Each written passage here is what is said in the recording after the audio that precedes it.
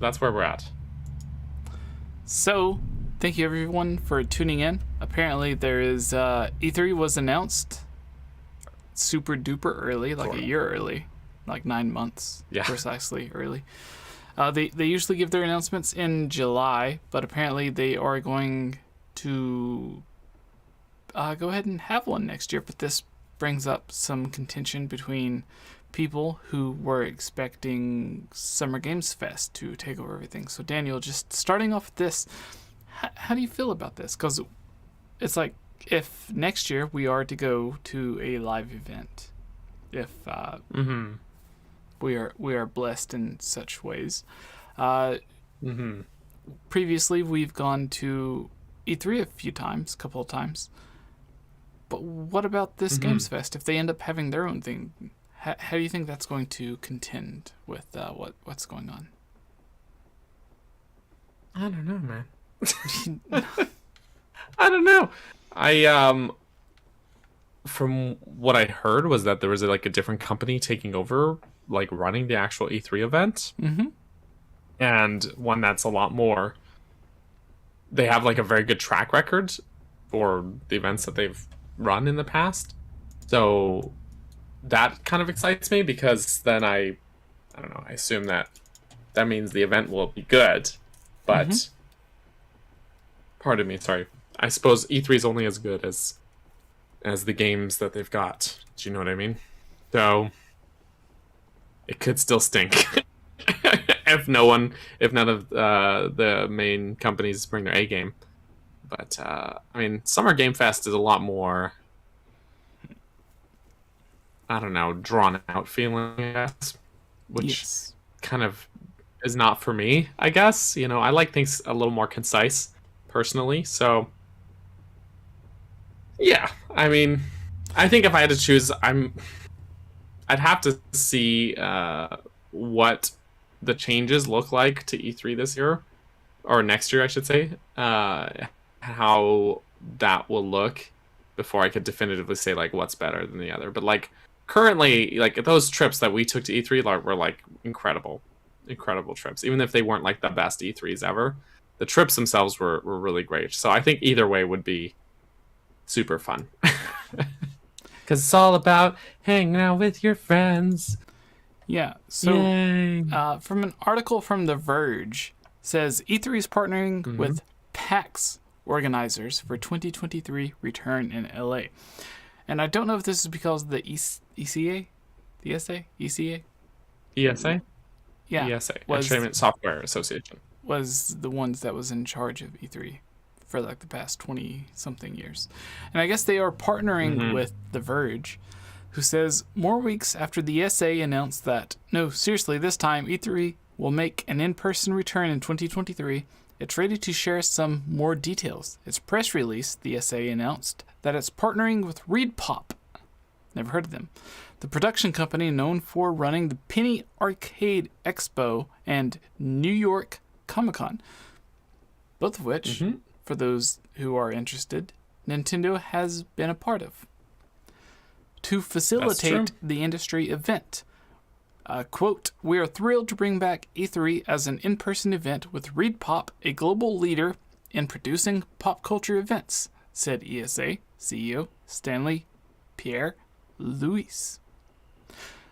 According to the E3 press release, E3 2023 will return to its home at the Los Angeles Convention Center. Maybe that's its home. It started in Texas, I believe, but for like the past 10, 15 years, I'll give it a yes. It's the same convention center that was so inundated, yeah,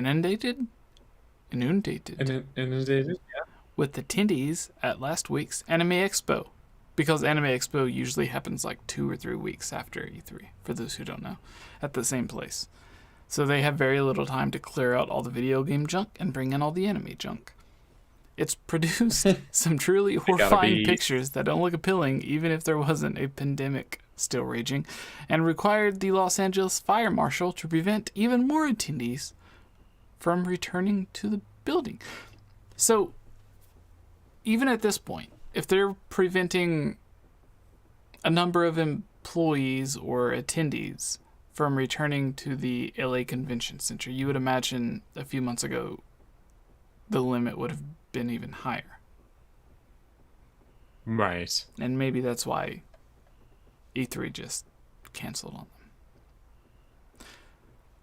But maybe. Yeah, but now there is, I've seen a bunch of websites talking about, like, basically it's like E3 versus Summer Games Fest from Jeff Keighley, and I don't think that's, like, I think, like, even if Summer Games Fest happens next year, that it would be a place for, like, certain third parties or whoever to, like, double dip. Like, let's announce our thing at this place, and then we can also give it a feature at this other place. Not necessarily that. Yeah, like, or have, like, your demos at Summer Game Fest, but like have announcements at E3. Or do we know which one would be first? Actually, no. We don't get those dates sent out until, like, they send all of the previous attendees, like, certain dates, which is usually in, like, January or February. And I'm like, well, I would prefer a date a month or two earlier. Right. Yeah. Okay. Fair enough. But yeah, what are your thoughts on all this? Like, I imagine they would just go with E3 just based off of the track record it has, because it seems like more people were focused this year on E3 so much that even certain websites were actually saying at this year's not E3 or anti-E3, whatever. Like, they were still referencing E3 even though they were talking about Summer Games Fest. So I imagine they would just switch back to what they were doing previously, unless Summer Games Fest and Jeff Keighley offered them some sort of super promotional financial gain from choosing them over the other. Right.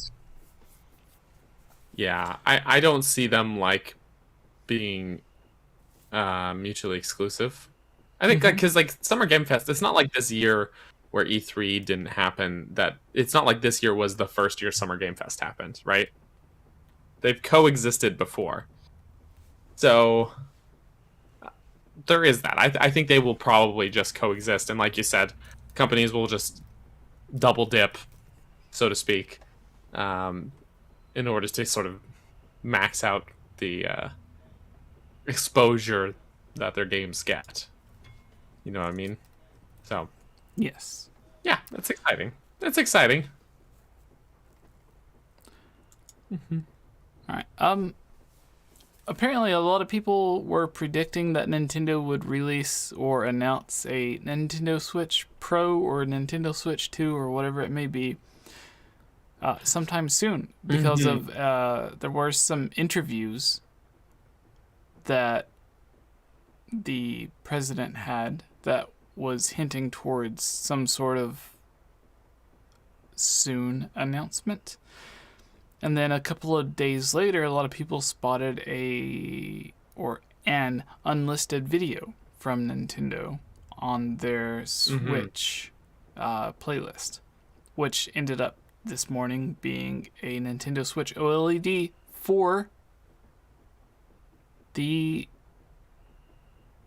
Splatoon Nintendo Switch OLED. Yes. And it looks lovely. It does look lovely. It looks very nice. But apparently there was one leaker, or whatever you would like to call him, who said, no, this is not the Nintendo Switch Pro. This is a Switch Splatoon OLED model, special edition or whatever. But if you are looking forward to the next Switch 2 or whatever, then expect it in September or something like that. Have you seen this? I I've seen rumblings about it. I feel like we've had Switch Pro rumors for like 5 years straight now. Yes, but this is the person who did say, like, no, this isn't the Switch Pro. This is, like, Splatoon 3 related for the Switch OLED.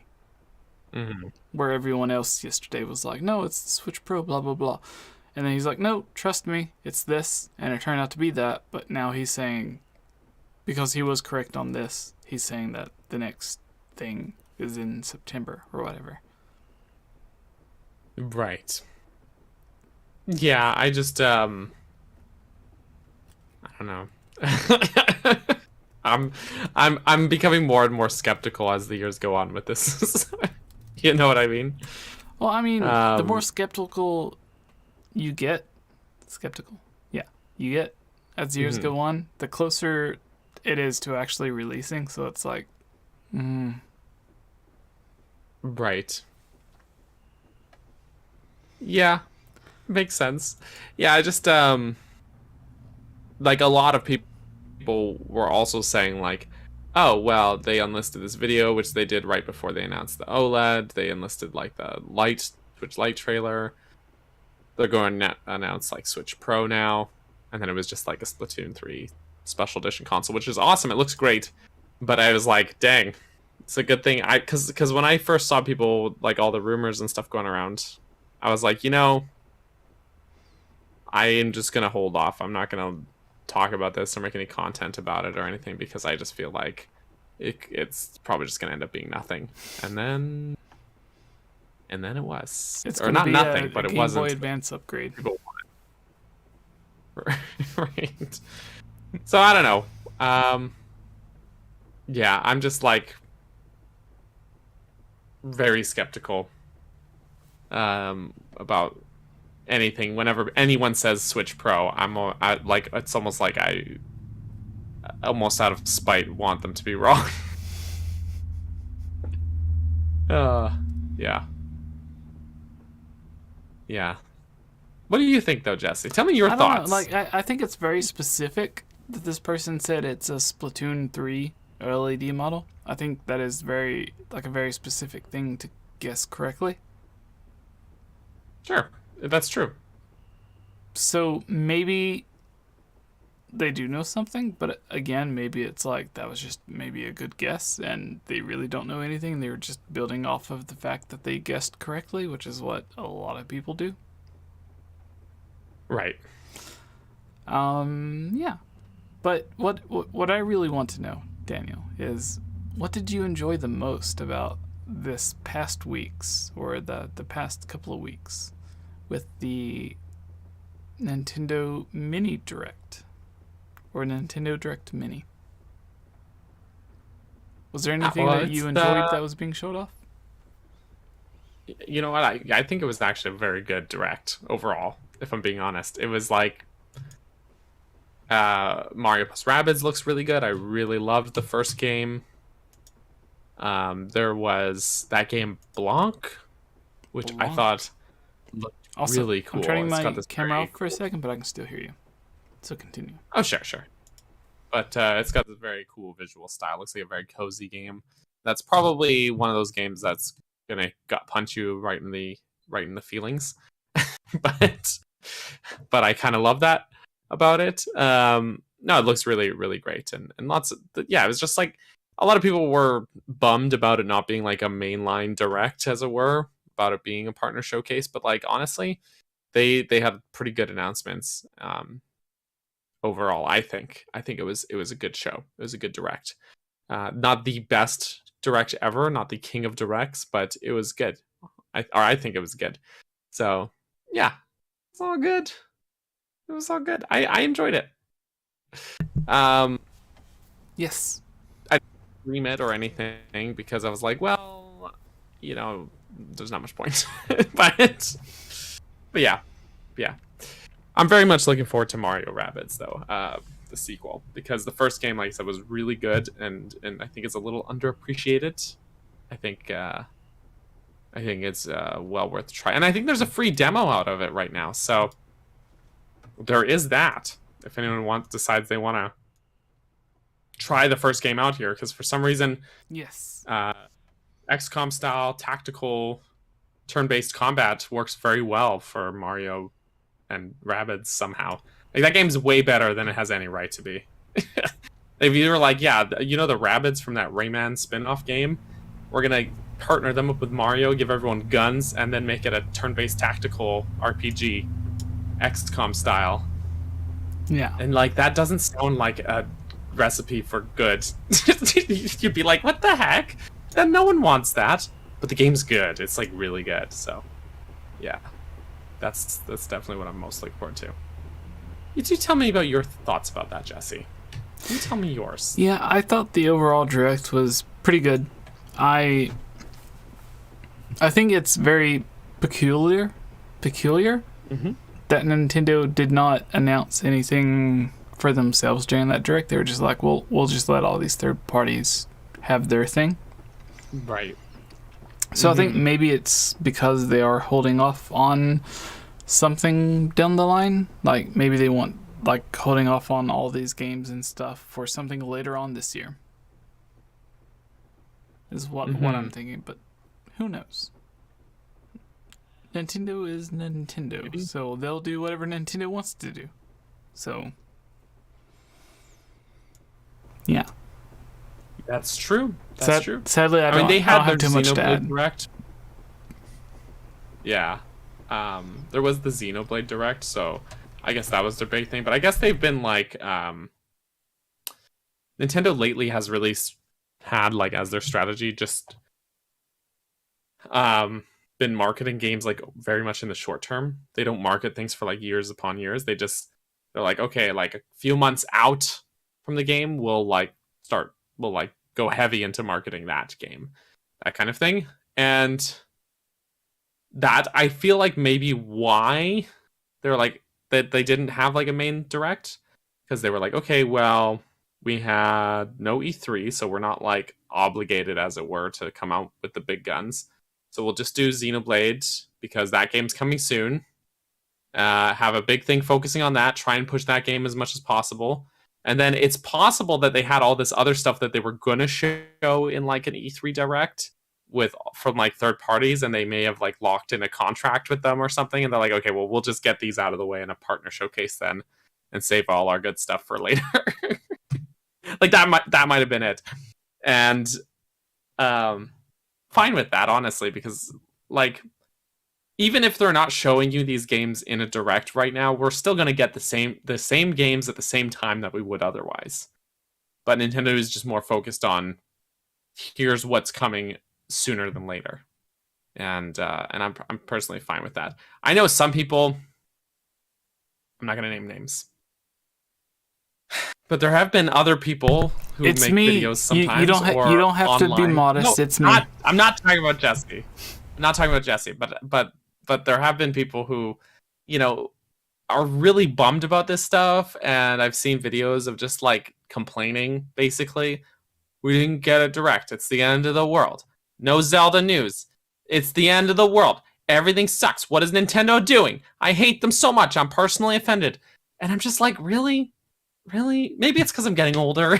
and I'm like, I don't know. I'm like, it's really not the end of the world, guys. Like, y'all need to chill. So that's just my take. And I really thought that the partner direct was actually like very well put together, and it was like there wasn't very much that felt like filler to me. Not very much. Even games like Live Alive or games like that have been getting a lot of marketing lately. Like, even maybe this is just like the way that I operate or how my brain goes, but like I see a game like that and I know that's not a game for me. I'm like, I'm not going to get Live Alive because I know I'm not really going to enjoy it. Daniel, because I'm not that big into JRPGs. Are you saying this? But I don't hate the direct or whatever just because it showed that game that I'm not interested in, because I know there's going to be lots of people who love it. You know what I mean? That's all. Sorry, Jesse, what were you going to say? I was going to say... Wait. I accidentally unplugged my headphones. Now say what you're going to say. It's okay. I would unplug me too. You have a lot of Nintendo merchandise behind you. Yeah, you might say I like them. You would imagine someone in your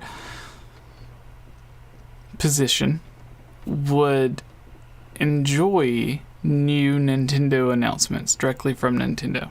They selecting out this entire 1 hour block for a Nintendo Direct. Sure. I absolutely would. And then they're like, so we talked about these dozens of games, like 12, 24, 36 games during this Nintendo Direct. But there's one we're going to single out and have this Nintendo Treehouse event to go in more details of. That happens after the big Nintendo Direct. And it is Live Alive. Or however you pronounce it. And you say you're just not that into it. Yeah. Is there another game that you would have preferred them to go into? Well, I don't know. I don't know.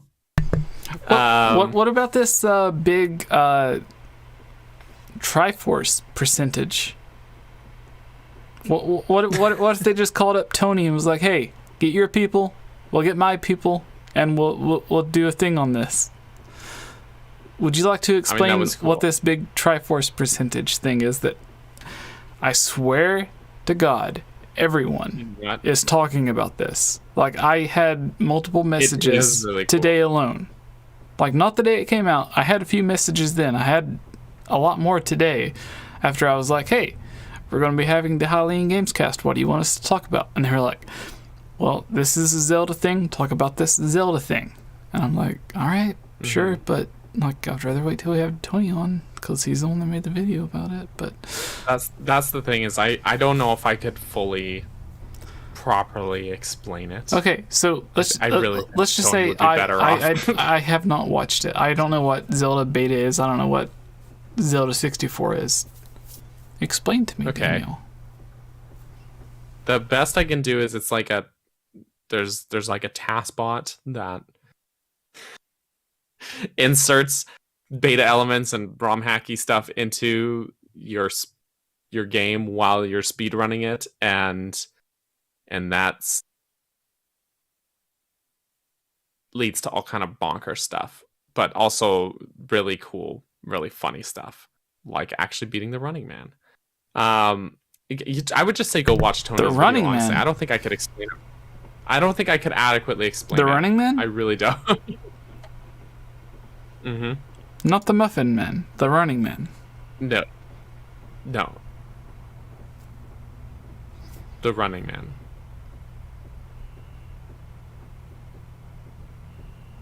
Anyways, it looks really cool. I would say go watch that Hard for Games video because it is really great and it is really funny. But yeah, unless you could better explain it, Jesse. I don't know if I could, but it's like it's zany. And there's this whole ending. They have like the Breath of the Wild stuff in it. It's in the video thumbnail. That's not a spoiler. So yeah, they did a really great job of covering it, explaining it, everything. But it's just that, like, the thing that I've been messaged about the most, or at least the messages that I've checked over the past week or so, have been about, what do you think about this Triforce percentage? And I'm like, right. What do you expect me to do? Like, did it not explain it enough in the original video? You can go watch it. Because all I can do is bring the guy on that made that video and then ask him questions. But I imagine he's already been asked a million times. Which is why Tony's not the third person on this podcast. Because he usually is nice enough, you said. Punch in the face. What you said on your podcast, Daniel. That's exactly what it's gonna happen. I'm gonna get beat up by Jimmy Fallon. You know, he's gonna be, Daniel, I heard what you said. I was listening to your podcast.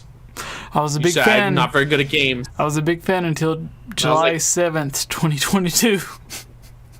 And I know my retort. I'll say, like, dude, I watched you play Mario Run that one time, and it was pretty upsetting.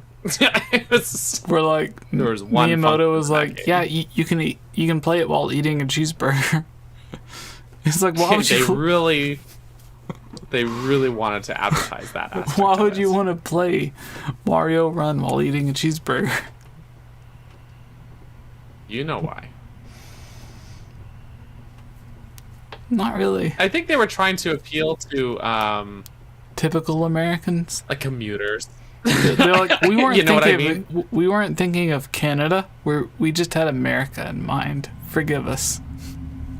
I think they were more had like Japanese commuting in mind, where it's like all these people taking transit and they're They very had busy Miyamoto and they fly only have time out to, like at least a 7-8 hour flight, 9 hour, 10 hour, whatever it may be. yeah, maybe, yeah. Specifically, So? so he could just stand there eating a cheeseburger for like 3 seconds. Marketing.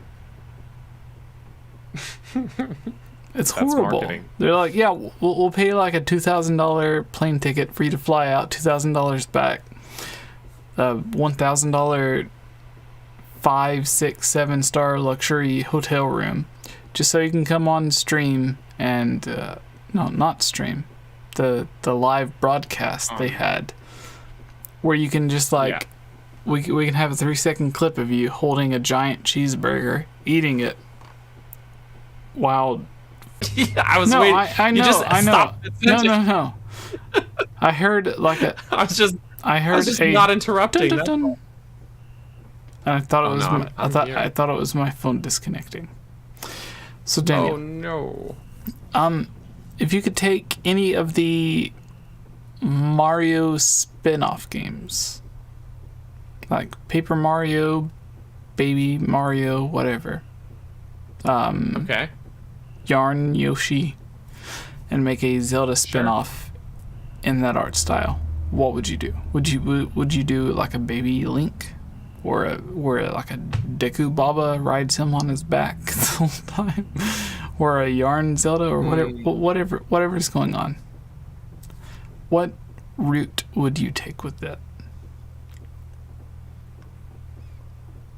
Probably a really lame answer, but I guess Paper Zelda would be the answer.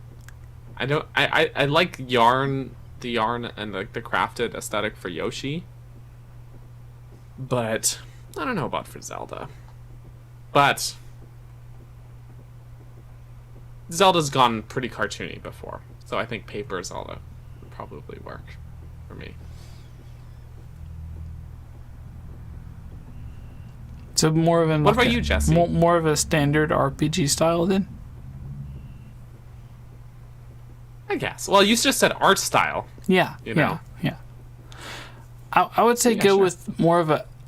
I would go with a yarn. More of the yarn style. Yeah. Why is that? The hat. Fair enough. Fair enough. You know what? There was. Do you remember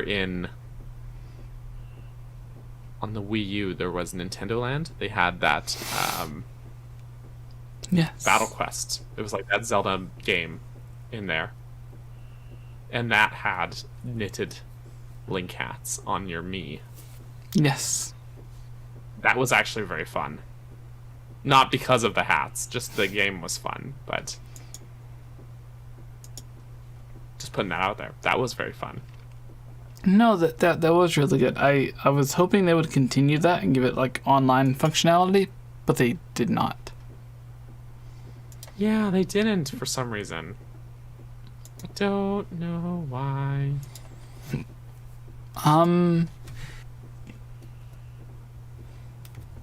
What about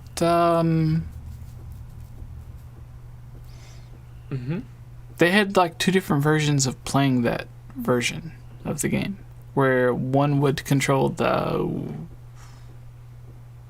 gamepad, Yeah, like you and the you could others have would either- have the actual motion control. right, because if you had the Wii remotes, then you had your sword. Yes. But if you had the gamepad, you could use the bow instead.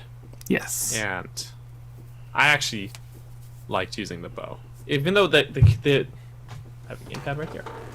The controls are a little finicky because you have to like flick the stick to like, in lieu of using like a draw, like the string of the bow.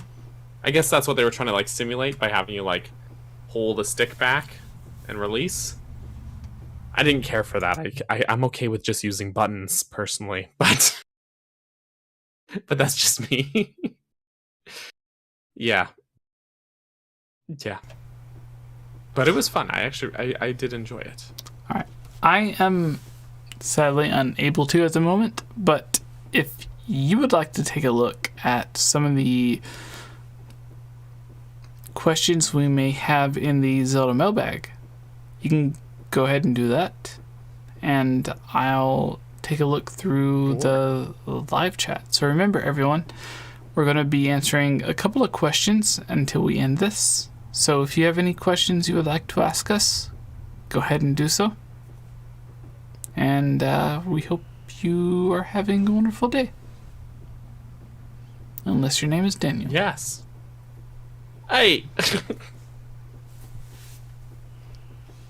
All right. So this is a question from 𝗏𝗏𝗃𝗍 in the Discord, in the Zelda mailbag. 𝗏𝗏𝗃𝗍 asked, are we going to get a proper Direct before September? What do you think about that, Jessie? I feel like we did talk about it a little bit. Yeah. But September, I will say yes. Yeah? Yeah, because I feel like maybe they... PlayStation did this between... Actually, Nintendo did it as well, now that I'm remembering. Because before they announced the Nintendo Wii U, everything they announced was for the Wii. And then after they announced the Wii U, it was just like a floodgate of this is everything that's coming to the Wii U, and then half the stuff they announced just didn't come at all. Right. Because they had like a bunch of features for the Wii U gamepad that just never came to it, like playing chess on the Wii U gamepad. Or having dual functionality for the Wii U, which is something they said later on that would come, but never happened. They're like, yes, the Wii U is capable of doing it, but we'll have to wait until we have a game that requires it or something like that. And then that game never came, so that function for the Wii U never came to where it had two gamepads playable. I don't even think you could really buy two Wii U's for the gamepad unless one was broken or some weird situation. Here's an interesting thing about it. I have... this is a judgment-free zone. I have two Wii U's. And I have a judgment-free zone. Okay. Yes. Okay. I just caught that. I have tried syncing two Wii U gamepads to the same console, but you can't use them both, basically. So when you sync one, it desyncs the other.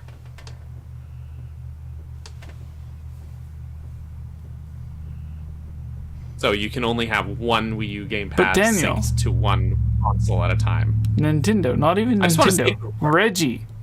Reggie. The Jesus of Nintendo. Uh-huh. Because he left Nintendo when he died for all of our Nintendo sins. Wait, hold on. Okay, what about Reggie? Nintendo sins. What about him? Nintendo sins, not life sins. Nintendo sins. It's okay. Okay, what about Reggie, though? He was one of the people in the interviews that was like, yes, the Wii U can work with two Wii U gamepads. Yes, we have plans for that. But apparently those plans never came forth. Well, whatever it is, it doesn't work. It doesn't. I've tried it. My thought is it's probably something in the software side that prevents it. So maybe the hardware is capable of it, but something in the software. It needed that firmware update. Maybe. Which never came out. But, I mean, it's the same, like software can just do weird things. Like, if you have a Switch Lite, technically it's, like, capable of docking to a TV. But what stops it is all on the software level. But the hardware is capable of docking to the TV. So people have been able to like hack their Switch Lites and turn off that feature on the software end, and then dock a Switch Lite to a TV. Okay, well, in you know what response I to mean? that, I say Charles in the chat has a question for you.